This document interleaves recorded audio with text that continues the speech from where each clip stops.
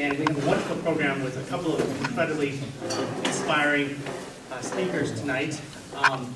And after the speakers, we'll have an opportunity to share some of the stories and ideas that you heard tonight through tabletop discussions. Before we actually get started, I just want to give you a couple of pointers, and then we'll also begin with a prayer for the event. First, I'd like to thank the Illinois Holocaust Museum and Educational Center, as well as the Japanese American Citizens League, the Islamic Foundation of Villa Park, and of course the Muslim Community Center for their sponsorship of this program. We also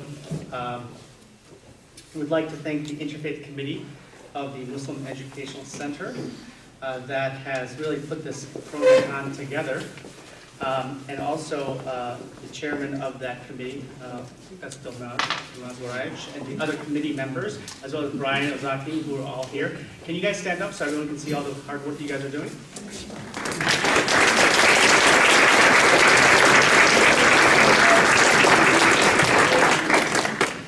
Just in terms of logistics, we're going to try to go till about 8:45 tonight, maybe a little bit over. Bathrooms are at the next room over. If you just take the stairs, you can go to the men's bathroom and then women's on the other side. The exit doors are, and the signs are behind you as well, in case of any emergency of any kind. We do have refreshments in the back, juice and water in case you need something, and there's also some snacks on your tables as well. There's fruits and also some pastries in plastic. I would just remind you that when you're opening the plastic, try to keep it down. As it is customary in events in Islamic communities and Muslim communities, we always begin everything that we do with prayer. Seeking help from the Almighty is a central focus of Islamic worship.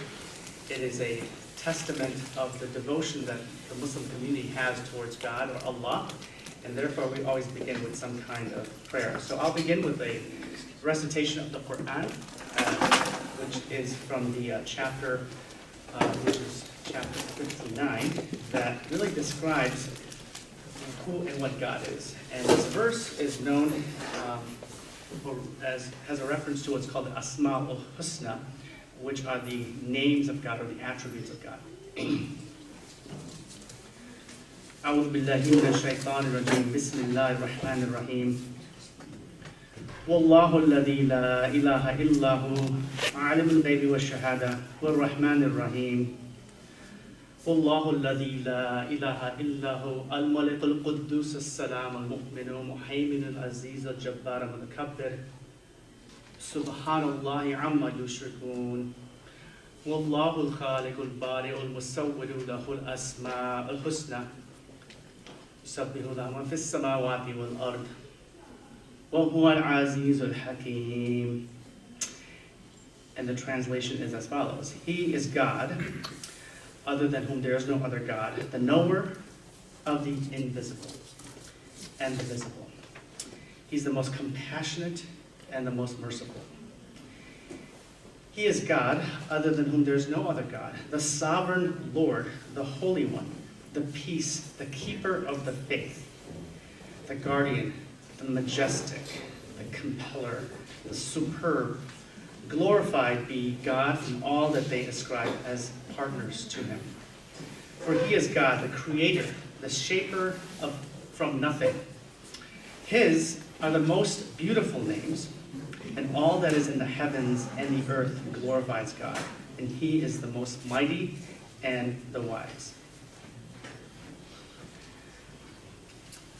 So, as you can see from the program that you have at your tables, tonight's program is really both historical and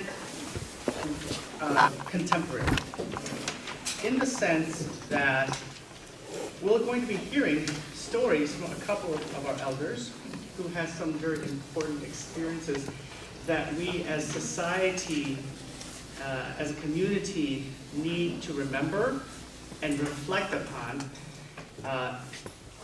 at the human level, at the dimension of our experiences as human beings.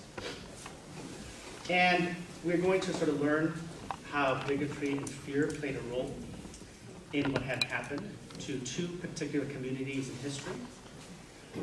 We're going to try to think about and reflect about how that serves as a link between these different historic events and the current environment that we are living today in the United States.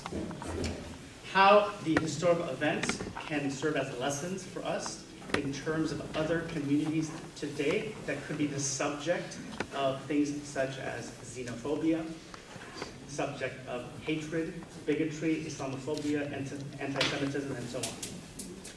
Now, it's important as we're thinking about these things that we reflect on the fact that as we're comparing the two particular historical situations of the Holocaust in Europe, which is the subject for much of Jewish thought and history and historical experience today, as well as the Japanese internment in the United States, particularly in the west coast of the United States during World War II. Some people might ask, well, why are we discussing these issues? Why are you comparing these two issues? Because they're so different, right? My response to that is we're not comparing them for purposes of equating them. Okay? We're comparing them as historical events from which we can draw lessons. Okay? Somebody might ask, well, why are we even talking about the Holocaust? It had nothing to do with the United States, right? It was happening in Europe. It's their issue. They should resolve it. So, but again, we see similar kinds of events going on even today, right? We saw it in history in the 70s with the Khmer Rouge, where 2-3 million people were the subject of genocide. We saw it in the 1990s. Thank you. We saw it in the 1990s in Europe as well, with the Bosnian genocide. These issues do not go away, ladies and gentlemen. So our role is to remember, understand, and hopefully figure out how we can try to avoid these kinds of mistakes from the past. In particular today, we begin to see a return to some of the things that we saw in the 1940s and 30s.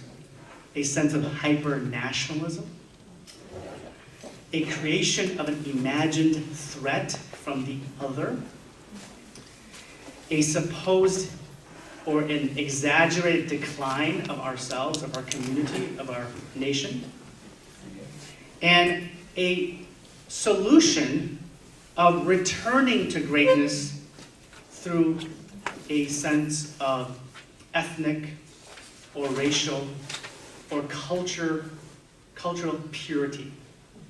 A purity which says that others are not part of this civilization and therefore they need to be either extricated, removed, or otherwise ignored or marginalized. And we're beginning to hear those kinds of things.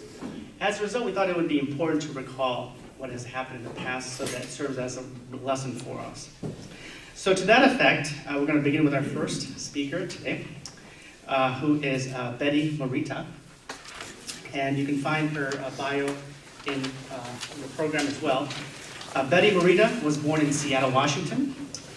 In 1943, Betty and her family first got sent to one of the so-called assembly centers at Puyallup for several months before finally winding up in an internment camp in Idaho. And she spent about a year before finally being sent to Chicago. And I don't know if you had a chance, but there was an exhibit put on display at Alphawood Gallery this year in Chicago, and it showed this entire episode in various, very vivid and dramatic ways. It was an excellent opportunity. I hope they bring that exhibit back, but perhaps some of you can discuss that at the table. So with that, let's begin tonight with Betty Morita.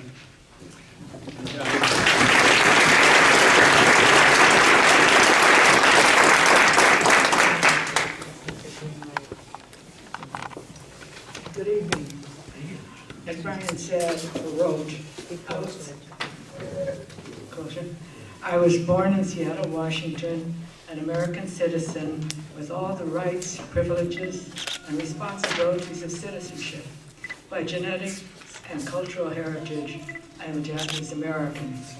I was incarcerated in one of America's concentration camps following the bombing of Pearl Harbor by the Japanese military planes in 1941 by Executive Order 9066, signed into law by then President Franklin D. Roosevelt.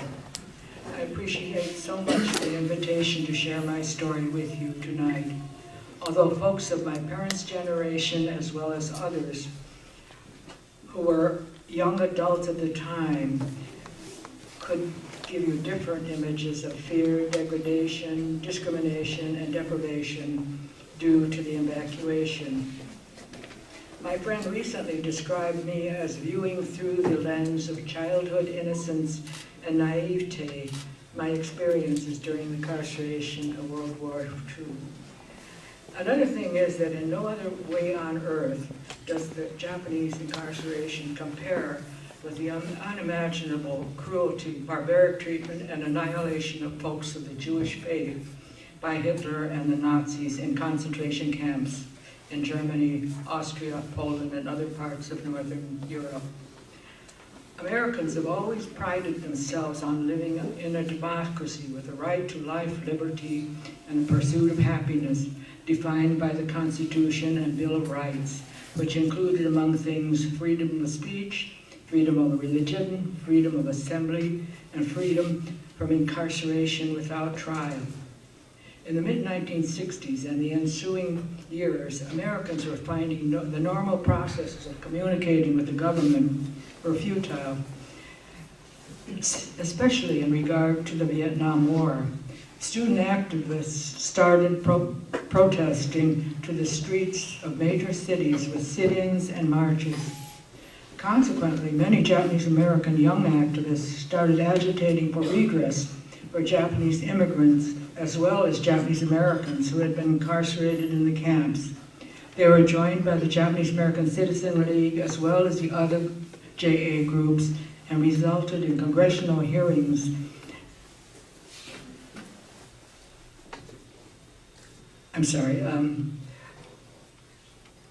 And there were horror stories. Many testified about the camps. There are many horror stories of families being separated, mothers dying, and children left in orphanages set up in camp, students unable to complete their educations, properties and businesses lost or destroyed by predators, inadequate medical care, violations of civil rights. There was increasing evidence that the incarceration was the result of blatant racism by military leaders, resulting in Executive Order 9066. Namely, by General John DeWitt, the man in charge of the military area that included all the Pacific Coast states. The Civil Liberties Act of 1988 was signed into law by President Ronald Reagan. The legislation admitted that the Executive Order 9066 was based on racial prejudice, war hysteria, and lack of leadership. President Reagan called the incarceration a great injustice and apologized on behalf of the American people. Upon researching for my talk tonight, I discovered that anti-Asian racism existed back in 1849 when the gold miners were sinking gold in the mountains of California. More Chinese and Japanese miners arrived in the States to seek gold. More Chinese and Japanese laborers arrived to work on the Transcontinental Railroad.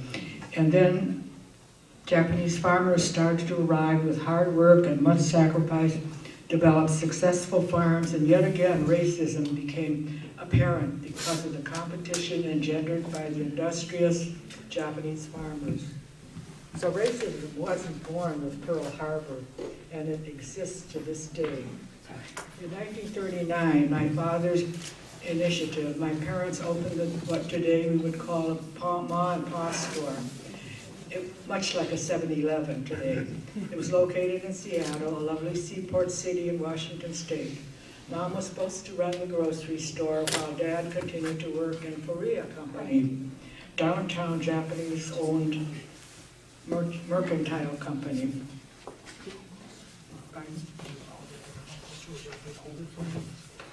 Oh, no, I just, want me to hold it higher? Yes. Oh, I thought I was sounding pretty loud. Thank you. The company my father worked for was experiencing hard times because of the depression that had recently affected the whole country.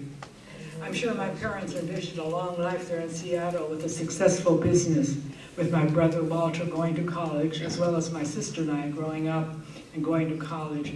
December 7th, 1941, 76 years ago tomorrow, the Japanese military bombing of Pearl Harbor changed the course of all our lives. In February 1942, after much deliberation with Congress, as well as military leaders, President Franklin D. Roosevelt signed Executive Order 9066, which enabled the military to designate the states of Washington, Oregon, and California, areas which might be vulnerable to espionage and sabotage by resident Japanese immigrants, as well as their American-born offspring, and made provisions to exclude them and move them to reception centers, a euphemism for concentration camps, in areas less vulnerable. In March of 1942, the Army issued civilian exclusion orders for one area after another in Washington, Oregon, and California. It specified when and how the exodus from the coastal states would transpire and what the folks would be allowed to bring with them. Only what we could carry. My father, in spite of living daily in fear of visits from the FBI, as happened to many Japanese immigrants, especially those who taught in the schools, Japanese schools, or were leaders in various organizations as well as businesses and banks in the community. They were taken away, jailed, and were often not reunited with their families in the camps until years later. Dad bought sleeping bags, a picnic set containing plates, cups, forks, and knives, and a few items of clothing to prepare for our incarceration. Dad also sold all the store equipment, contents, household furnishings, and fairly new auto at far less than the going market price for each. I recall a refrigerator going for $15 and a Ford for $50. Monies in the Japanese-owned banks were frozen and the depositors could not retrieve their funds. On May 1st, 1942, we closed the grocery store for the last time and boarded buses to our first camp, a temporary one located in the state fairgrounds in Puyallup. Our family did not live in the horse stables as some evacuees did, with the rooms still smelling of horses. We lived in hastily constructed wooden barracks in one room for the whole family, with walls that didn't reach the ceiling. We slept on mattresses stuffed with hay and heard all the private activities of all the neighbors. We can recall warm sunny days there in Puyallup, getting a number of painful inoculations to prevent us from getting malaria, typhoid, or whatever other disease the government thought we might acquire wherever they were sending us. In August of 1942, we were loaded onto trains and taken on what seemed like an interminable journey to the state of Idaho. Minidoka was our destination, located near the town of Twin Falls, Idaho, in what is called the high desert, with sand wherever you looked. Hundreds of wooden barracks had been hastily constructed with black tar paper covering them. The barracks were divided into blocks of 10, with each block having communal dining hall that we referred to as mess halls, and communal laundry bath facility. Each barrack was divided into 8 family units. A family with lots of kids would have 2 units. Barbed wire survived the whole area of the Minidoka camp, and wooden guard towers were placed intermittently with soldiers armed with lethal weapons pointed into the camp. I recall one incident when a young male was playing near the barbed wire fence and a guard thought he was trying to escape and he was killed. No one dared to try to escape because the desert was so vast and no one knew where the desert ended and civilization began. A shortage of labor because of the many young men serving in the military in European and Pacific war zones. The farmers in the areas surrounding the camp hired men out of the camps to harvest crops. My dad left to harvest apples in Mesa, Idaho.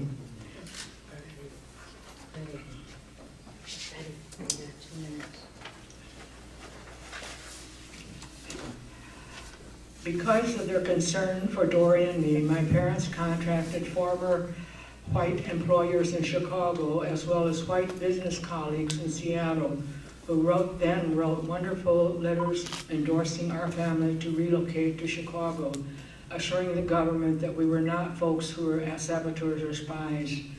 Dad left Minnesota upon his return from Mesa and came to Chicago and made preparations for our relocation here. On a cold, bleak November day in 1943, after an overnight train trip from Idaho, Mom, Dory, my sister, and I arrived in Chicago. My husband, Junior Morita, lived an almost parallel existence as mine. He was born in Hood River, Oregon, in a beautiful valley with majestic Mount Hood towering on one side and the mighty Columbia River running along the other. His father had started an apple orchard augmented by strawberries and asparagus planted between the trees to be raised and harvested before the apples ripened.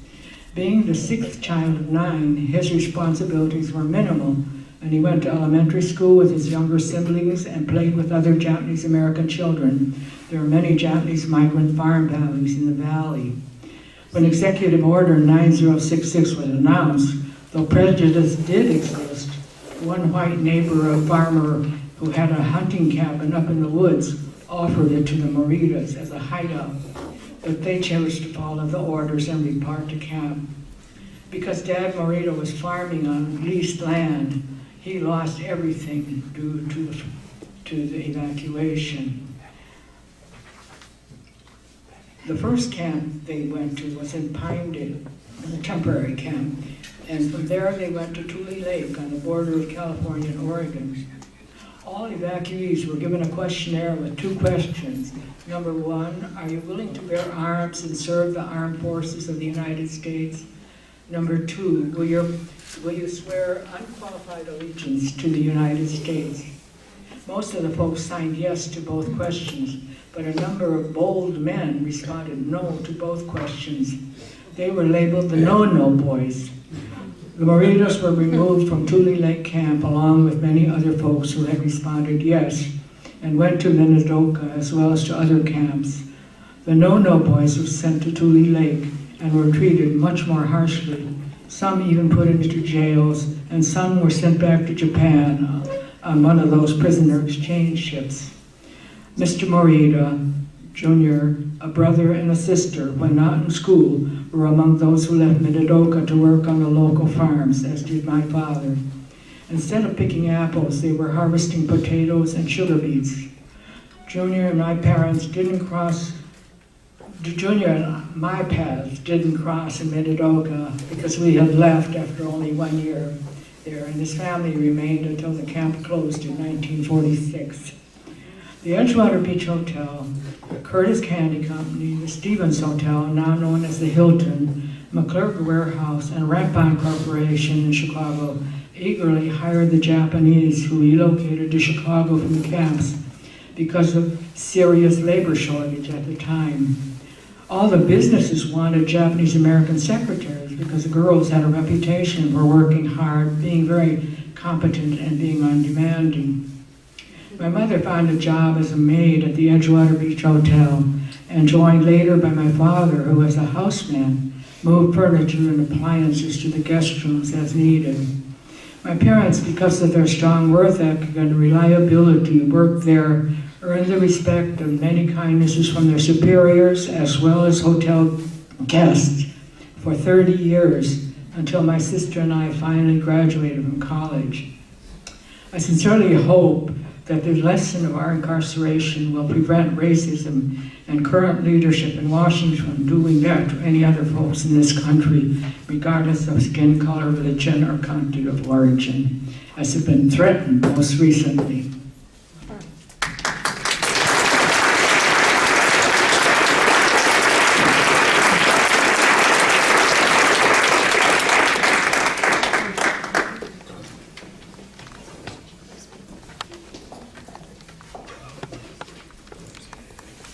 Thank you, Betty. Thank you for sharing what obviously was certainly a very traumatic experience that you faced, and growing up as a young child to deal with such kind of situation. We'll discuss that more in the question and answer, but we really appreciate you coming here and sharing such a very emotional and personal story. Next, ladies and gentlemen, we'd like to move to our next speaker, who is Rodi Klaas. She was born in Amsterdam, or the Netherlands, and in 1943 she and her family were sent to the Westerbork concentration camp, released and then returned to Amsterdam and put in the local ghetto there in Amsterdam. In 1944 they were then again sent to Westerbork and then to Vittel concentration camp in France. Currently she lives in Highland Park. Rodi. That's funny. By saying that it is my honor and privilege to be able to speak to audiences, to students, because millions of children of my age, who would be old ladies and gentlemen now, but they were children, were not able to live their lives out and were killed in the concentration camps. So I must say, I'm a very fortunate person. I was, as you said, I was born in Amsterdam, Netherlands, and I'm the only Dutch survivor in our museum at the Illinois Holocaust Museum. And most people didn't even know that there was a Holocaust in the Netherlands unless they were students of history. We had 140,000 Jews living in the Netherlands. Most of them were living in Amsterdam because it's the capital and it had the largest concentration of Jewish people. 75% of these people, of all these Jews, were murdered. So again, do the math. Not many of us returned. I was born into a wonderful family in Amsterdam. My family roots, I go back as far as 1700s, and only because I didn't have the patience to go back any further than that. But I know some of my ancestors came to the Netherlands through the Inquisition in 1492 from Portugal. When I was a child, I was born in 1936. The war broke out in May 5th, 1940, and then Holland was invaded. So I was 4 years old. I do remember that day, believe it or not. And I remember the goose stepping, and I hear the people, you had to put your shades down. Nobody was allowed to look out as to what was going on. My mother was one of 6 children. My father was one of 7. My father was the youngest. He and his twin brother were the youngest of 7. And they were both wonderful, wonderful families. There was warm relationship between the families, everything else. Now, I just have to interrupt here and say that my mother and her oldest sister was born in the Netherlands and was 3 months old when my grandparents decided to move to London because there was a recession in the Netherlands, and my grandfather was a shoemaker, and he wanted to better himself and open up a business, and people told him to go to England. So he did, and the other 5 children were born in London. And that is also part of the reason why I survived. We survived. So anyway, the families, everything was wonderful. I was the first grandchild in my mother's family, and they thought I was, God knows what. I mean, I'm not, but they thought I was terrific. And a miracle.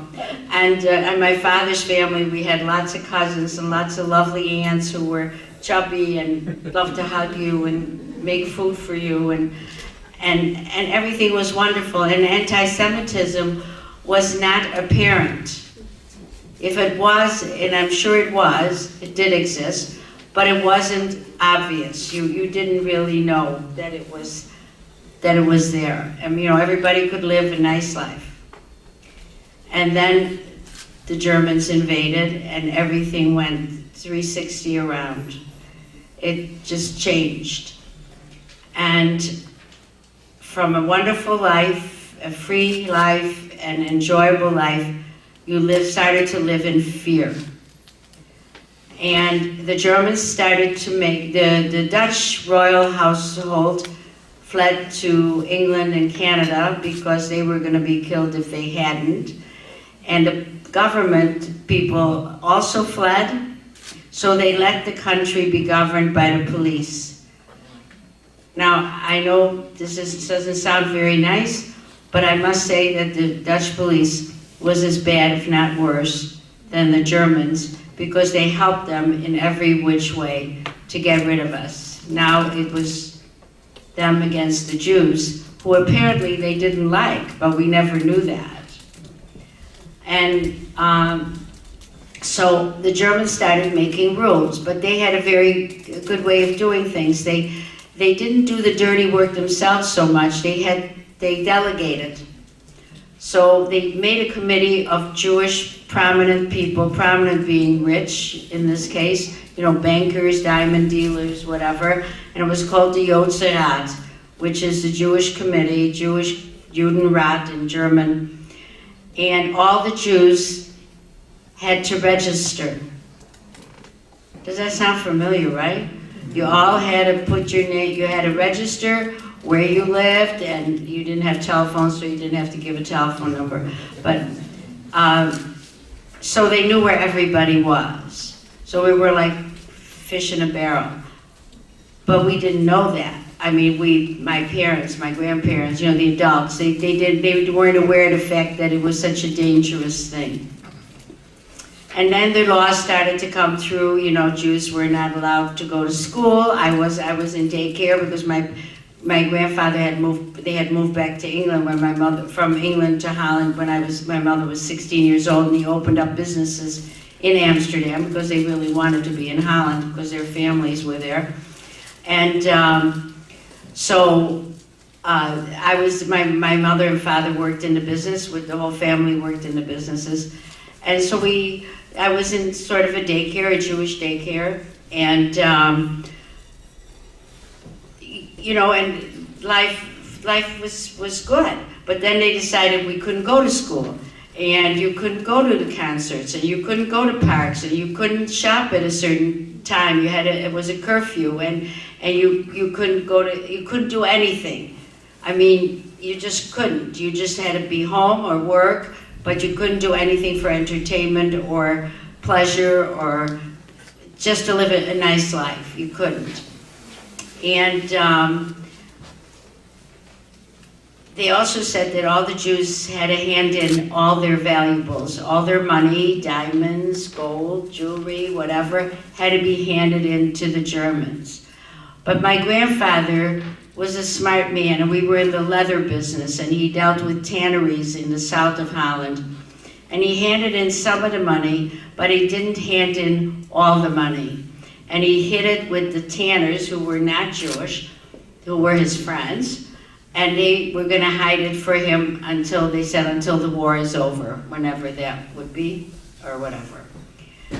And my uncle got one of my mother's brothers, my youngest, met a woman who said, you know, there's a man who is in cahoots with the Germans, and if you pay him money, he will get you a paper that will, because we knew that people were being sent to the east, but we didn't know why. Nobody knew that there were these extermination camps, because, you know, there was no communication, there was no internet, there was no telephones, you weren't allowed to read newspapers or have a radio, so, and it wasn't advertised anywhere that this was happening. They kept it very concealed, and nobody really knew that these extermination camps existed until it was too late when you got there. So they said you don't have to be transported to the east. So it was 120,000 guilders a person It's a lot of money.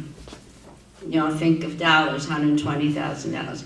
And my grandfather managed to get the money back up from these people from the South, which was a whole big deal, because they had to smuggle on the trains and come back to him. And he paid for 11 of us for this paper. Now just think, he was taking a chance. Because did he know that this guy was really going to come up with this form? He could have said, too bad, bye-bye, you know, thanks for the money, because he had no guarantee that you were going to get it. But he did, and we did get the paper. In the meantime, it says in my bio I was taken to camp in 43. That's not correct. I was taken to camp in October of 42. And I was 6 years old, and my parents had come home from work and put me to bed. And my parents were dressed in their work clothes, and all of a sudden there's the banging on the door out in my house, you know, you open up.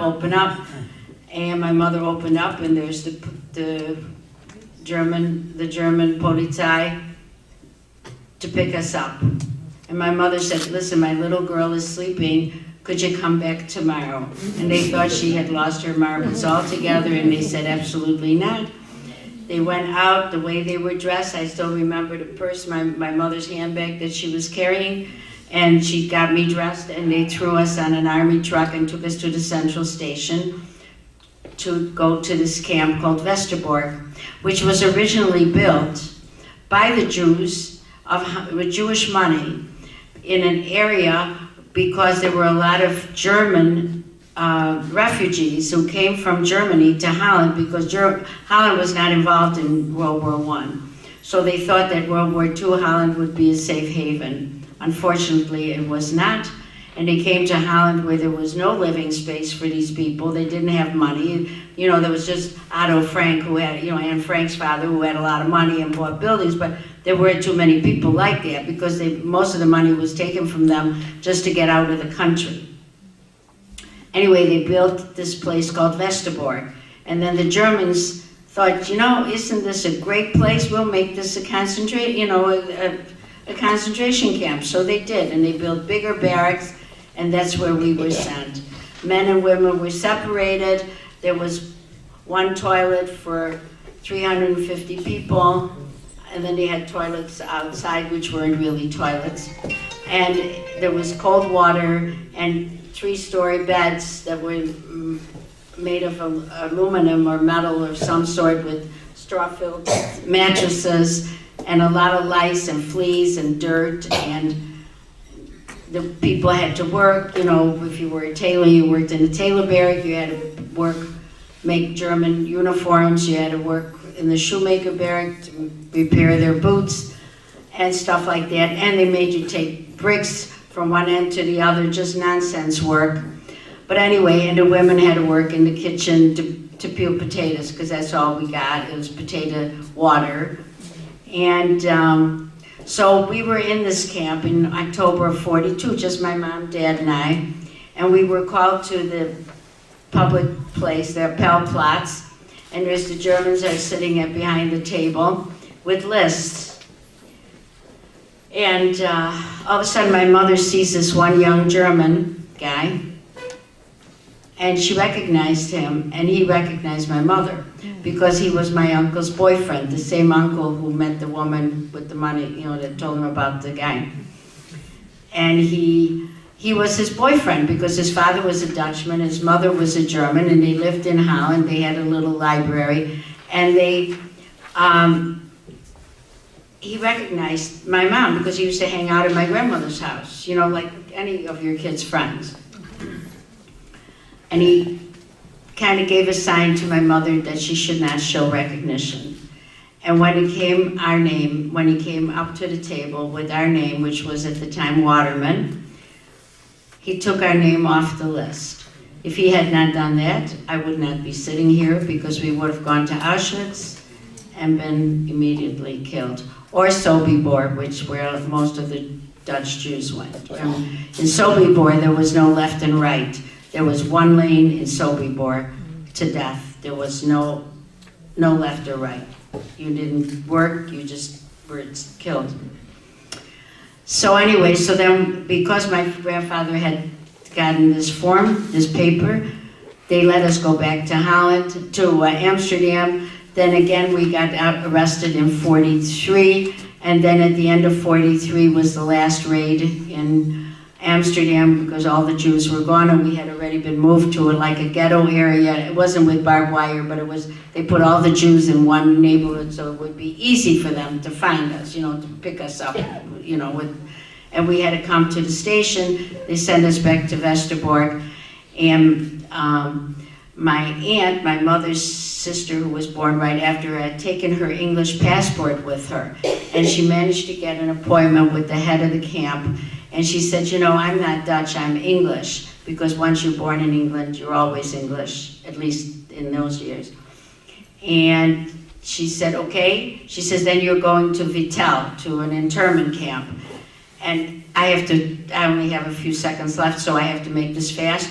So everybody in my family who was in the camp, my father's family, by the way, were all sent to Sobibor, and nobody came back, including his twin brother, who was married to my mother's sister.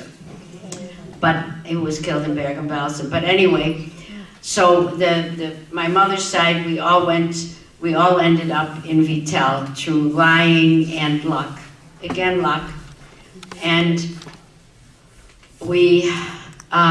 Vitel, we were in an internment camp, which was a camp for people who had been born in America or in England, and we were hostages because Germany was sure that they were going to win the war, and we were going to be traded, exchanged for hostages.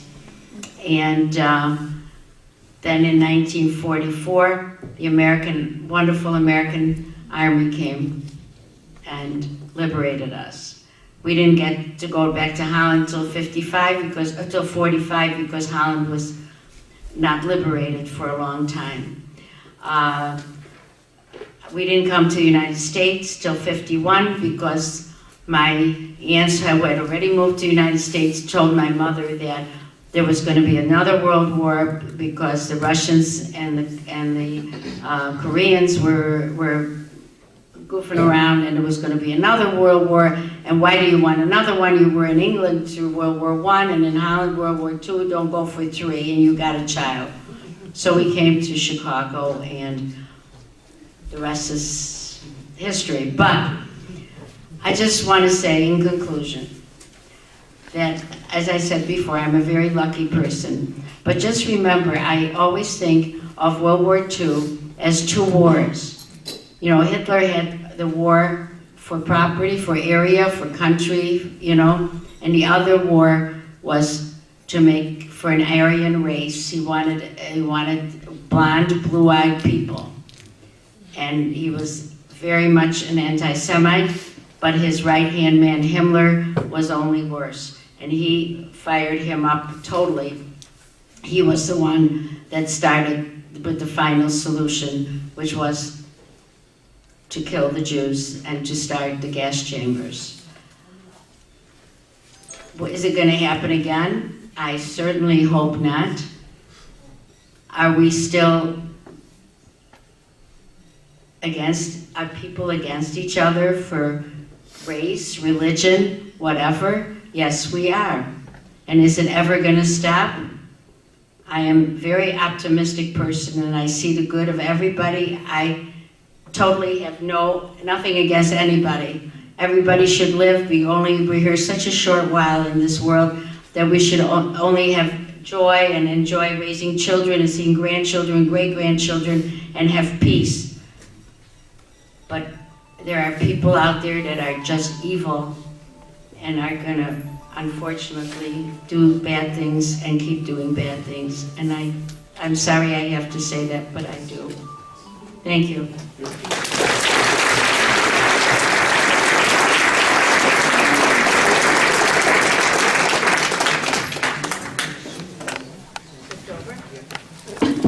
A bit of a discussion, just for a few more minutes, and then we'll open up to the audience. I have a series of questions, but I guess your last comment, Rodi, sort of made me kind of reflect on what I would say is you said you're an optimistic person. Anyone hear that? And I thought, wow. after all that, how can you remain so optimistic? So my first question really is to both of you, because even Betty, even though you went through a very trying situation, you too come off as optimistic. So my first question to both of you is, how do you guys remain optimistic with the human condition? I never give up. I don't think this is working. Is it working? Yeah. I have hope. I always believe that good things will happen. I don't believe everything is bad. If somebody's sick, well, they'll get better. It's not so bad. It's going to be good. And I was so fortunate and I just hope in the human spirit that people will be good, that they will see that something good will come. I don't know if through religion or common sense or whatever. Because, I just can't understand why people are so evil and want so much bad. Because it's bad for themselves and it's bad for their families too. So I just don't get it. I mean, I'm not smart enough to understand that. And I just hope everything will be good. I just keep thinking that things will be all right. Is that something that's innate to you, or does that come from a culture, a family, faith perspective? Where do you think you can derive that from? Well, I had wonderful parents who, when I was in concentration camp, I had my parents, my grandparents, my aunts and uncles. I was so fortunate to be kind of protected. I had a wonderful support group. And they never put me down or said, they said, you can do it. You come to America, you can't speak English. It'll be all right. You'll be all right. Everything will be okay. And it was. And so that's why I hope that things will be fine. I said, I have children, grandchildren, great-grandchildren. I mean, come on. They deserve a shot at life, like everybody here. And a good life, and a peaceful life. So maybe we can all learn to like each other. We don't have to love each other in that sense, but we have to tolerate each other and let everybody do what they want. You want to believe this? Okay. I want to believe that. It's okay too. Be good. Just leave people alone and let them enjoy their little spot in the sun. Betty, how about you? Given what you faced, how can you remain optimistic as well? Well, for one thing, in recent years, not in my youth, I I'm sorry, I don't want to be I decided that I was not going to let evil define who I am. And partly because when I taught school for a while, and I've taught in black schools on the south side and schools on the north side, west side. I taught at von Steuben, which was predominantly Jewish students. And I didn't have a problem, and I could appreciate the fact that each culture had their own thing, but they all had the same kind of issues we do. Poor, money, food, abusive parents or abusive spouses. And I thought, if we really reach out to people and find out what they are about and how we can help them, you get to know a lot of people. And I'm 84 now, so I met a lot of people.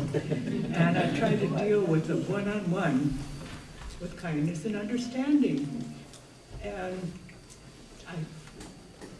what's that song we sing where I go to a Methodist church and we sing, "Let there be peace on earth, let it begin with me." And I've kind of taken that out as motto. Betty, I'm going to follow up with you again and ask another question, which is, you referenced in your statement that the bigotry against Japanese Americans did not start, on December 7th or February of 1942, but that there had been a progression of anti-Asian sentiment. Can you describe when you were, I know you were very little at the time, but do you recall from what happened to your parents, family, or even friends from the Japanese community, what kind of bigotry did you, your family, or community experience before the war began? Before? Yeah. Personally, with my family, I don't recall anything.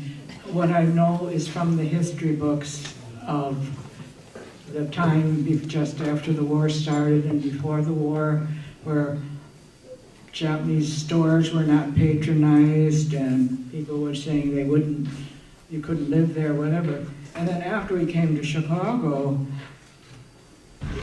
my parents were working and I was responsible for grocery shopping and banking and all the things that they didn't have time to do.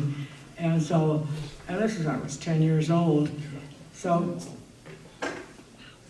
there were people were rude but they were treating me because I was a kid. I thought, not because I was a Jap.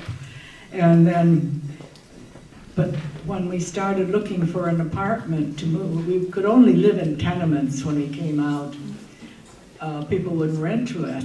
So then when you wanted to do better and get a better apartment, people wouldn't rent to us. And you know, it's terrible if you have to go and look somebody in the face and they say, oh no, we don't rent to you. So I started calling people, and this is up to the time we got married. I would call before I went, and twice when I called, they said, oh, well, we're Japanese American, you come and look at the apartment. So, in spite of the fact that other people said, no, you can't live with us, we were able to find apartments. And that's the kind of bigotry. I have to tell you that when I started grammar school in Chicago and I went to high school at Senn High School, I made friends of all kinds. It was the white kids. And, you know, when you look at it, one of my girlfriend's father had left the mother and gone off with his secretary, and here she was very sad. And I got to know her, and then the other one, another good friend of mine, her father was an alcoholic. And we bonded, and because we cared about each other, and we're still friends. So I think it's a lack of understanding that people develop prejudices. And in teaching in them, I noticed that when I was teaching in the North Side schools, if there were Asian kids, they'd all hang out together, and the black kids would hang out together. I went to University of Illinois for grad school, and I was working in the dorm as a grad assistant, and invariably, black kids hung together, the Asian kids hung together. I thought, this isn't right. And for my sake, I made an effort to try to, at the dining hall, sit with other kids to get to know them and participate in activities where people would get to know me as an Asian, but also as no different than them. I just had a question for you, Rodi, which is, you mentioned that you did not experience any kind of apparent bigotry or anti-Semitism before the war. And I was kind of curious by that statement, because with the Japanese case in the United States and in many other parts of the world, there usually is a progression of bigotry and hate that kind of develops, and then when an incident occurs, such as a terrorist situation or a bombing of some kind or a war beginning, it shifts the entire dynamic. So I'm just wondering, in your experience, did the Jewish community of Amsterdam or Holland have any inkling that something like this could happen, or some bigotry would occur after the war? No. I think they got the idea when the German Jews moved from Germany, you know, after Kristallnacht to Holland, then they knew there was trouble brewing, but they never thought that Hitler was going to occupy the Netherlands and that they were going to do these things against the Jews. They thought that was in Germany. It's not going to happen here because we live, well, like the Germans did. You know, you live under a cloud. You know, you say, oh, well, you know, I live in Holland. People are nice. Everybody treats me nice. But then when this happened, it really brought out the worst in people. And then all of a sudden, they realized that they were envious of the Jews because, you know, the false thing that people say, is the wrong thing about all Jews are rich, and they, oh, well, we get all their stuff, and they emptied out the apartments. And, you know, they emptied out all our homes, and they sent it to Germany. And then, you know, some people would hide stuff for you, and they would never give it back after the war. You know, it changed people. It certainly changed everything.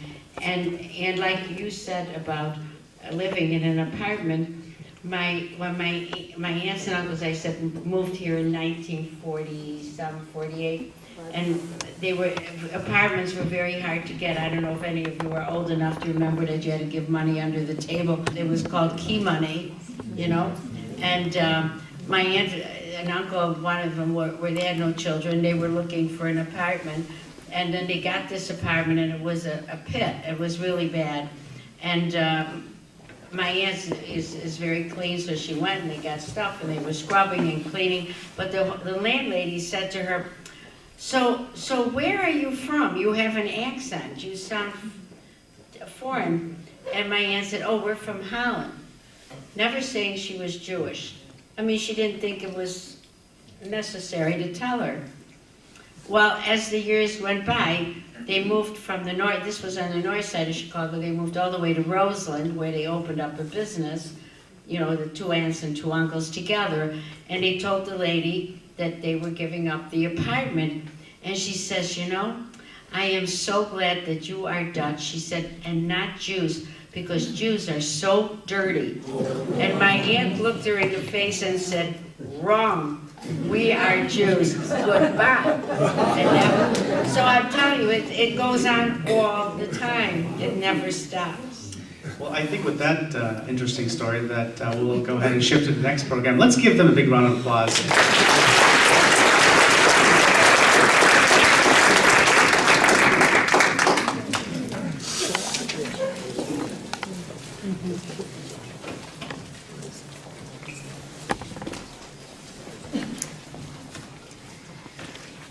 So what we'd like to do with the remaining time that we have is do some table discussions. There should be some questions available in yellow on your tables. So what we'd like for you to do is, now it's your turn, now that you've heard these incredibly personal, difficult, gut-wrenching stories of human experiences. We'd like for you to discuss amongst yourselves the two questions that are on your table, and take about 10-15 minutes to discuss these, answer these, and go through these yourselves, and we'll come back. Okay? Thanks.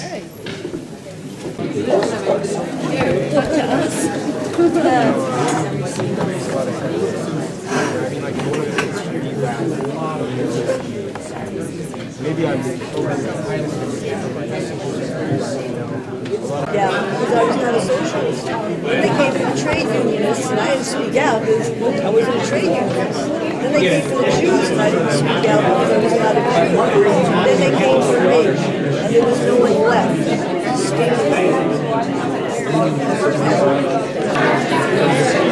the other thing that I think is in addition to being different is you have to act. You know, like I have neighbors, they tell me how depressed they are, and they say, that's what you right, get different. They have out there. Get involved in something that is going on that is resisting this demonstration. So you have to find, you know, an organization. There are so many organizations out there that are representing, you know, all different groups. So you need to work in it. I would stay with trust actors and different things at the same time, you know, so it is hard to Some of the ideas or perhaps salient thought that your table provided to you. Oh, look at this. That was really fast. So he's raring to go. Please introduce yourself. Yeah, hi, John Kenward. I'm from Deerfield, Illinois. It's my wife, Lori. She's a docent at the Illinois Holocaust Museum. So, So the two-stage piece of advice that we came up with is, number one, nip it in the bud. Number two, the people who are not targeted should be quick to fight back first because they will be next. Okay. Great. Who's next?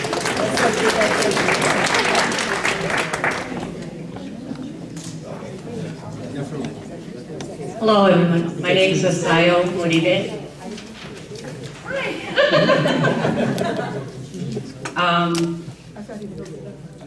I went around and wanted to know who was sitting at my table, but one of the things that we said was to get to meet other people of other races, cultures, and faiths, and not make a judgment or a generalization. And someone else said there are issues, and people are going to, generally speaking, people are going to look at their pocketbook and say, they're going to make a decision that if it's going to affect my pocketbook, then, and I can be okay, then I'll go for it. Which is, well, if it doesn't affect me, then I'm not going to bother. And there's a postcard that I picked up at the Holocaust Museum about Reverend Mueller. Oh, you're right. Does everybody know that? Yeah, we read it at our table. Oh, you read it at your table, okay. No, please do it. It's all it is. Oh, it's, they came for the socialist and I didn't speak up because I wasn't the socialist. And they came for another group, unionists, and I didn't speak up because I'm not a unionist. And they came for the Jews, and I didn't speak up because I'm not a Jew. And when they came for me, there was no one left to speak up for me. It's not verbatim, but it's close.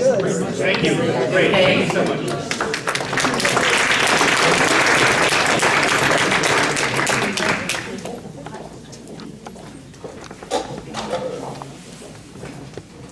Afsar Ali, and the group, in our group we were talking about not only just standing up when you see these kind of things, but can we be more proactive? Can we not wait until we see initial signs of the fire to go and put it out? And it's easier said than done. How can the society develop policies to not let something like this happen, tribalism from happening, or any of the this segregation from happening? What can we do? It's easier said than done. I think this is where we need to concentrate on, because I think if we have to stand up to these kind of events, it might be too late. How do we engage with those who we disagree with? Right now, look around you. Most likely the people around you are already sold to this idea that, yeah, we need to work together. Do you think the people who we really need to interact with to prevent something from happening, are they here? No. How do we engage with them? How do we engage with them? How do we get out of our comfort zones? That is what is needed, you know. I think prevention, and I think this is where, going back to even high school, how can the society develop programs that force? Yeah, we'll come back to the steps. Okay. Which is the next series of Okay, questions. but basically we were looking at it from the standpoint of prevention. Yeah, very good. Thank you. And we'll just take one more, and then we'll go to the second question. Hi, my name is John Lovestrand, Lincolnwood. And with respect to the first question from both the young ladies' presentations, thank you both so much. Thank you for calling us young ladies. All ladies are young ladies, my dear. So I get one lesson is flattery works. You didn't think she was married to me for a couple of decades based on good looks alone, did you? So, to their point, and part of your presentations, we also understood, and the gentleman moderator had a great question about how these phobias, bigotries can encroach before the flashpoint. And so one of our concerns is, to this gentleman's point as well, and somebody else has already said that, to try to go ahead and nip that in the bud now before the flashpoint. And one of the things that we throw on the table specifically is vis-a-vis Islamophobia and our current state of American political affairs. And we do see historical precedent in what happened to the Japanese Americans and what happened, of course, to the Jewish people in Northern Europe. And then with respect to the second question, Russell had a great suggestion, which the table agreed to, which is, and it's a related point, of course, but that, as he phrased it, the silent majority needs to become vocal. Thank you.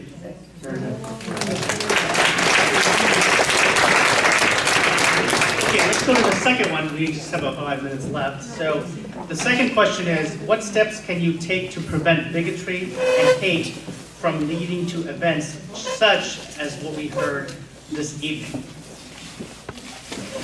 So, And your name is, sir? Scott Alexander, I'm from Catholic Theological Union in Hyde Park in Chicago. We talked about a few things. One thing was, in terms of lessons of the past, that in the United States, the lessons of exclusion and oppression actually go deep into the DNA of this country, and that the original sins of the United States were genocide of the indigenous peoples and the enslavement of West Africans and the building of an economy on the basis of treating human beings like their property and worse than animals. Donald Trump didn't invent that. And that was here long before Donald Trump. And we have to all ask ourselves why it's still here. And we can't point the finger at Donald Trump, and we can't point the finger at Trump voters. I think we have to point the finger directly at ourselves. But it makes us feel good if we do point. It does make us feel good, right?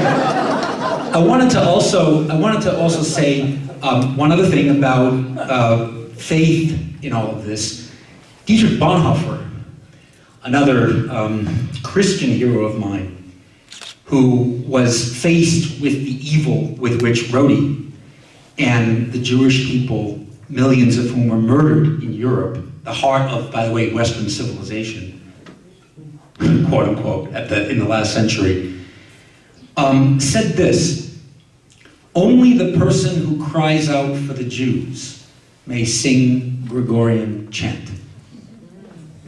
What he meant was, don't show up in church unless you lift your voices and work strenuously on behalf of those who are marginalized and oppressed.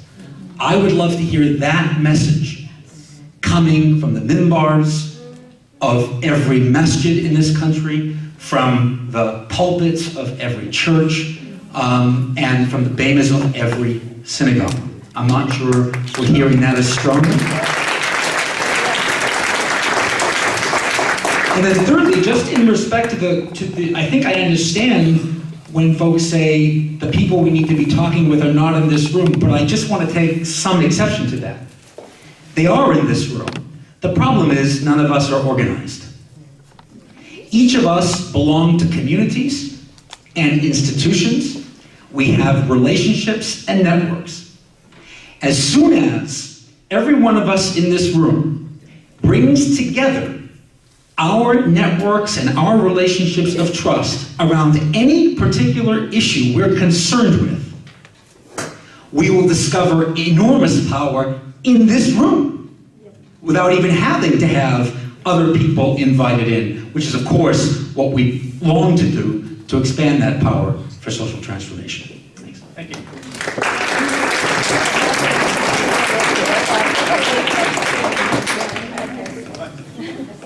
One more.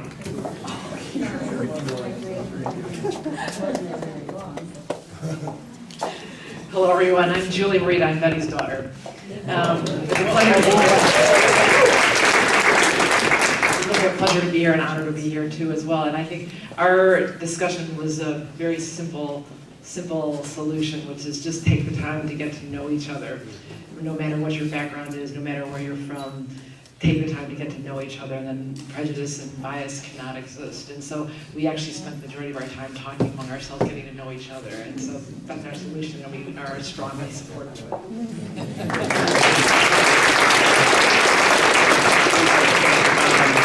We're going to give one more because there's a rabbi's privilege under these rules. Thank you.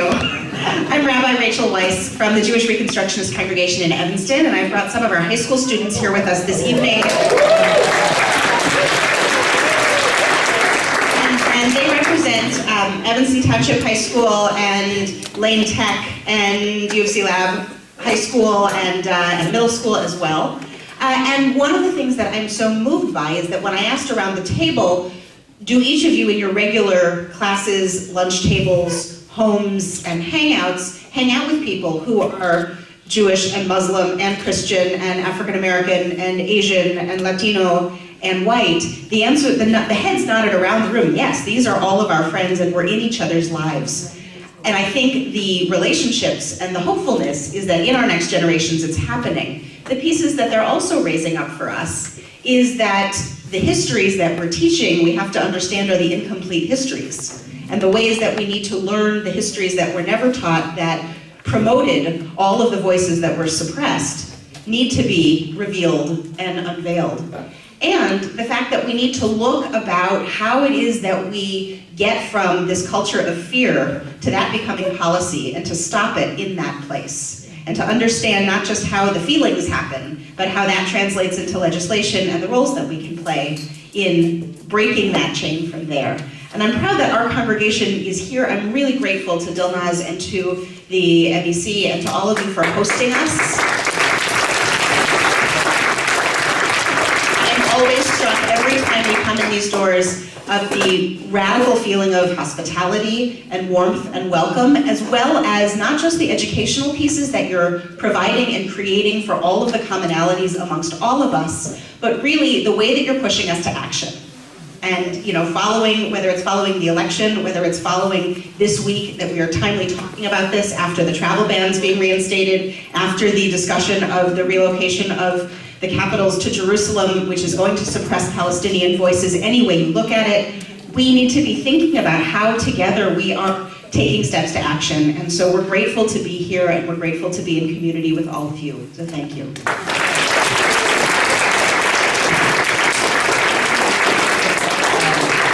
So with that, we will go ahead and close this evening. We really appreciate all of the contributions that were made by Betty and Rodi, and all of the participation that you all engaged in. It is it's a weeknight, and oh, okay. Well, we also have a speaker's privilege, so that's okay. Well, Rachel, Rabbi, how are you? I'm so glad to see you here with your children. I'm sure that everybody knows that Holocaust education is a required course in the schools in Illinois and some other states around the country. It's the survivors who started our museum, who went to Springfield and kind of pushed that through. Now, I work I'm there as a speaker, but I'm also a volunteer and a docent.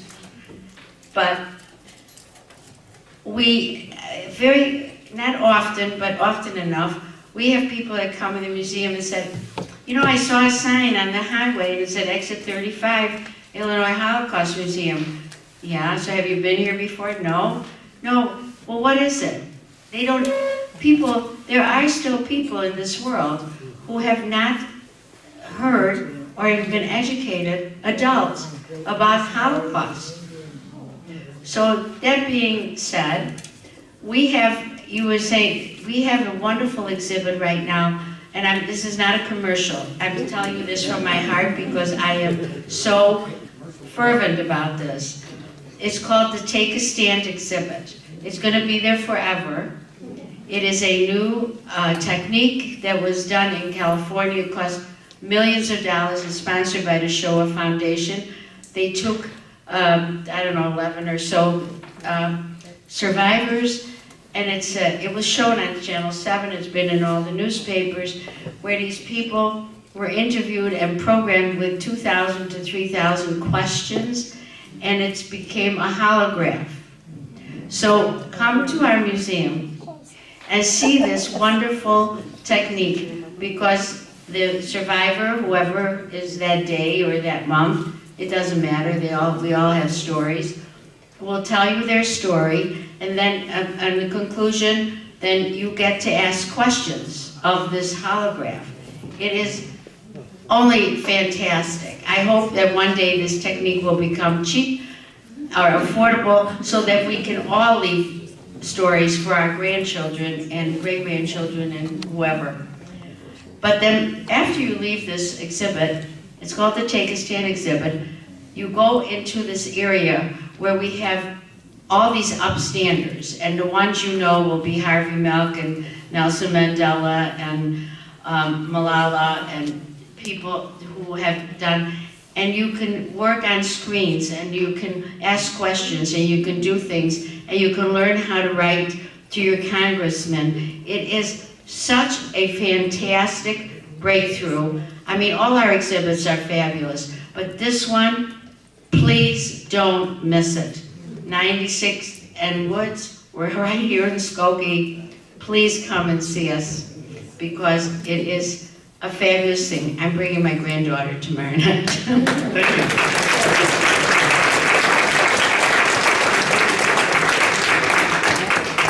Again, thank you so much to all of the sponsors and to the Interfaith Committee, Dilnaz and Brian, for all the hard work they did to put this program together. Let's give them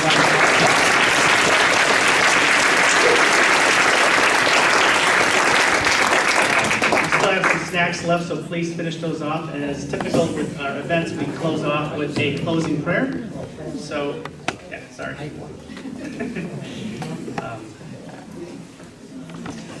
So this is the month in which Muslims celebrate the life of the Prophet Muhammad.